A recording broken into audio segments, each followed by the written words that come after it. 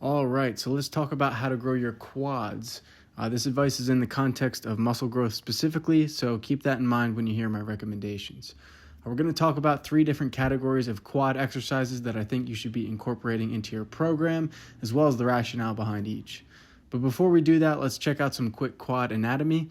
As the name indicates, the quadriceps are composed of 4 different parts: the vastus medialis, the vastus lateralis, rectus femoris, and the vastus intermedius, which is hidden underneath the rectus femoris there. Don't let the Latin names scare you. Their collective function is fairly straightforward, and that is knee extension, or straightening of the knee. The rectus femoris part of the quads does have another action, and that is hip flexion, but we'll talk about that in just a little bit. So any exercise that loads knee extension is going to provide a good stimulus to grow your quads.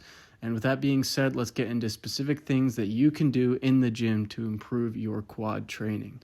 So the first category of exercise that I would suggest incorporating into your program is compound movements. In compound lifts, we have more than one joint contributing to the movement, in this case predominantly our hip and our knee. Movements like this are great because they can kill 2 birds with 1 stone, providing a robust stimulus to both your glutes and your quads simultaneously. Examples of compound quad exercises would be things that mimic a squatting motion like a barbell back squat, leg press, hack squat, or anything like that. Regardless of which variation you use as your compound, there are some key principles to keep in mind for each if you want to bias your quads over your glutes. Number 1 is that we want the greatest degree of angular displacement to be occurring at the knee joint, since that is the joint upon which the quads exhibit their function.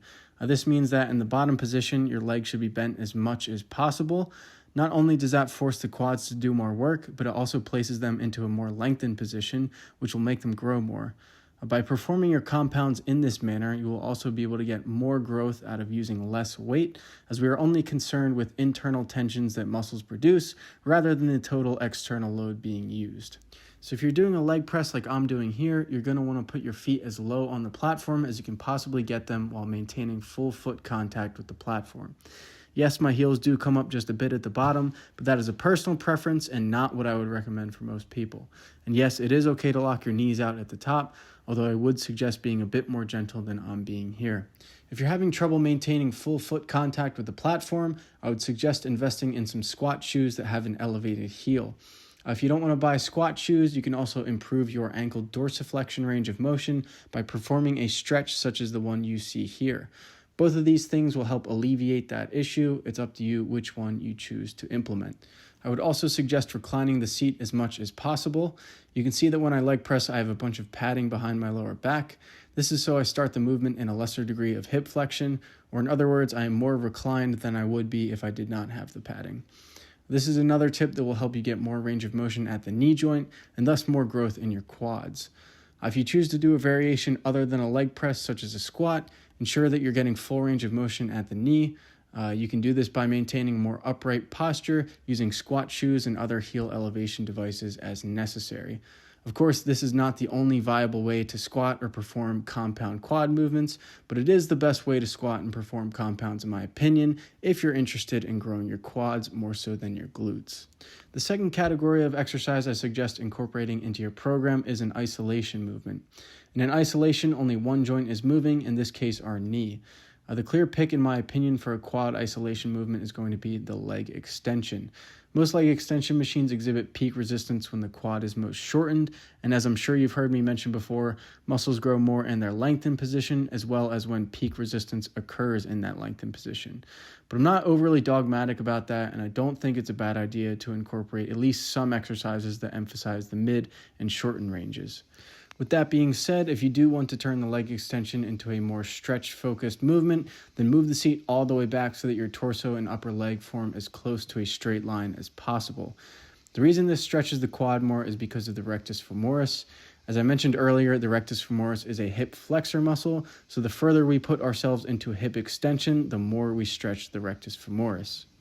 Speaking of stretching the rectus femoris, that brings us to our third and final category of exercise that you should consider adding to your program, and that is movements which emphasize a deep stretch under tension on the quads. You can accomplish this by doing something like a sissy squat or any variation where your upper leg and torso form a straight line, as you see myself doing here. As long as your knees can tolerate this, I think it's a good idea to add into your program, as all heads of the quad are fully lengthened with peak tension occurring in that bottom position. I would recommend training the quads no more than twice per week, since they are a large muscle group which is capable of taking a lot of damage. The movements used to train them also tend to be rather fatiguing from a systemic standpoint, so recovery is of the utmost importance here.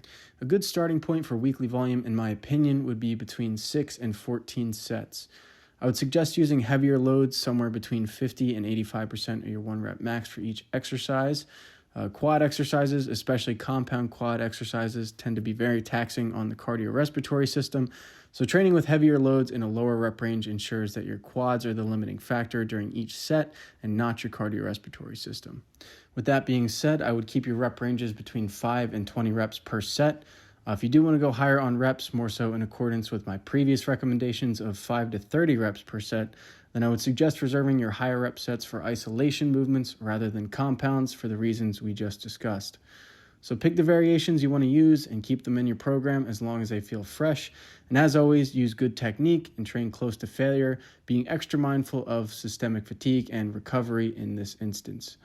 Keep a training log to ensure your performance is improving, adding sets, reps, load, or some combination thereof over the course of many weeks and months, and you're on your way to having those juicy quads. Enjoy the gains, baby.